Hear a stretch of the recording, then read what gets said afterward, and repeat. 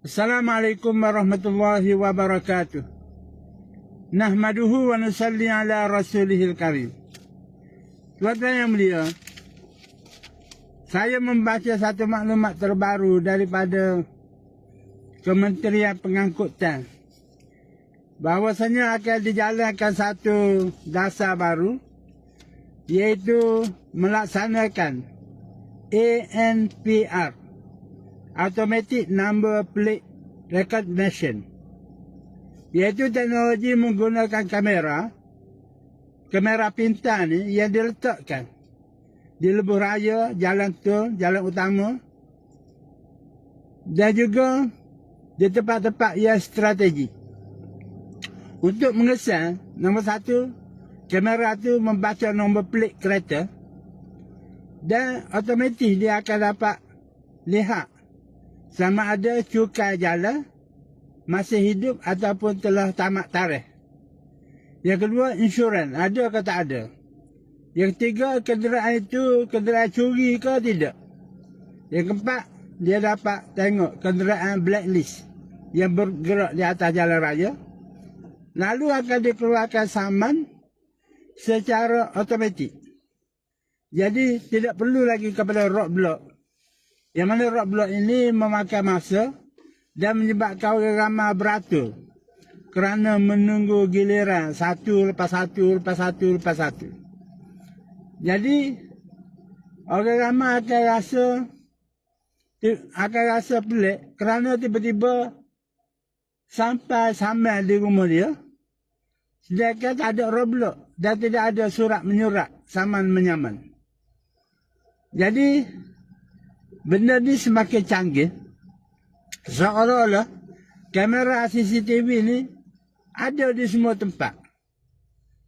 Sekarang ni kamera CCTV ni biasanya ada di supermarket, di mall, di jalan utama, tempat-tempat tumpuan untuk melihat sama ada berlaku jenayah atau kriminal. Tetapi apabila kamera ni masuk juga dalam JPJ dan sebagainya, maka kamera itu semakin banyak. Tujuannya supaya orang alert. Semua orang ini sedar bahawasanya mereka diawasi. Kerana kalau manusia ni tahu dia diintip, dilihat, lalu dia tidak berani melakukan kesalahan. Sedangkan dari segi agama, sudah diajar kejujuran. Artinya baik buruk itu di atas hati kita. Kalau kita ni beriman orang yang baik, tidak perlu ada orang mengawasi dengan kamera.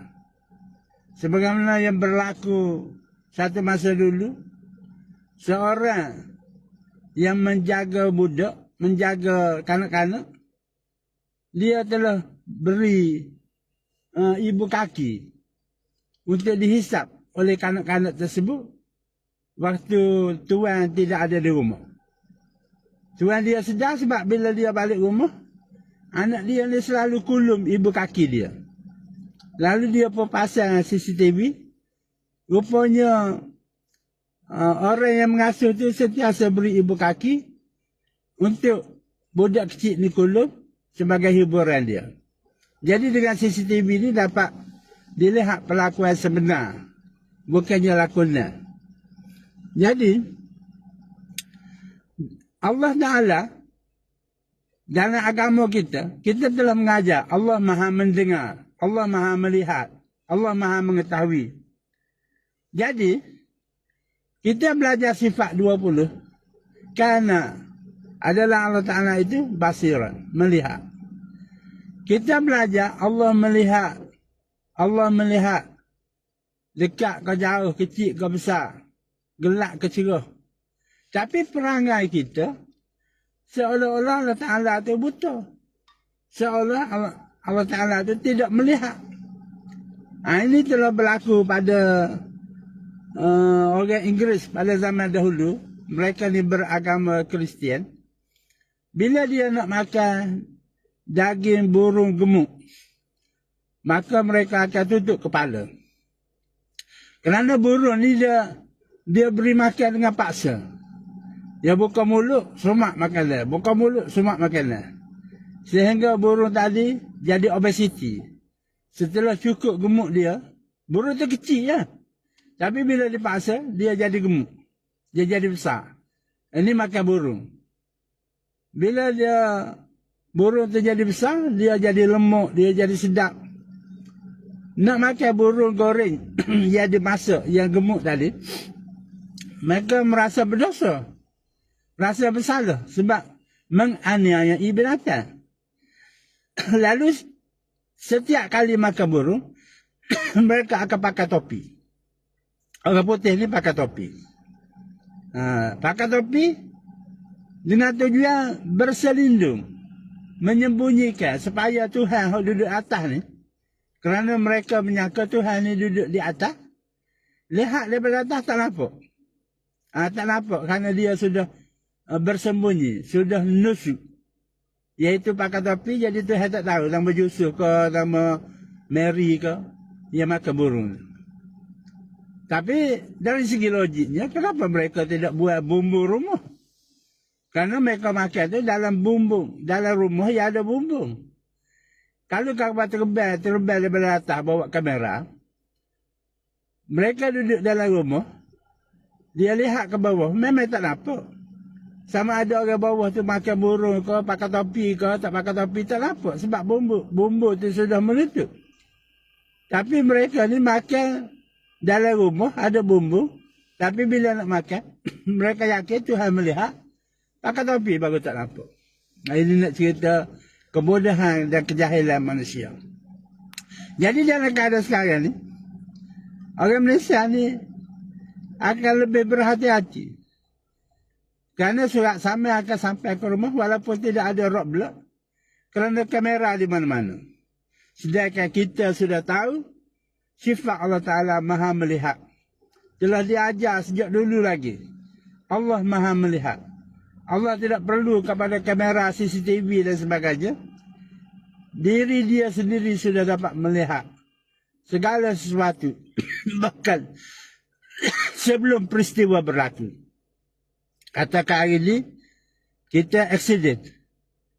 Dan Allah Ta'ala dapat melihat dah. Pukul berapa kita accident. Bagaimana kita jatuh.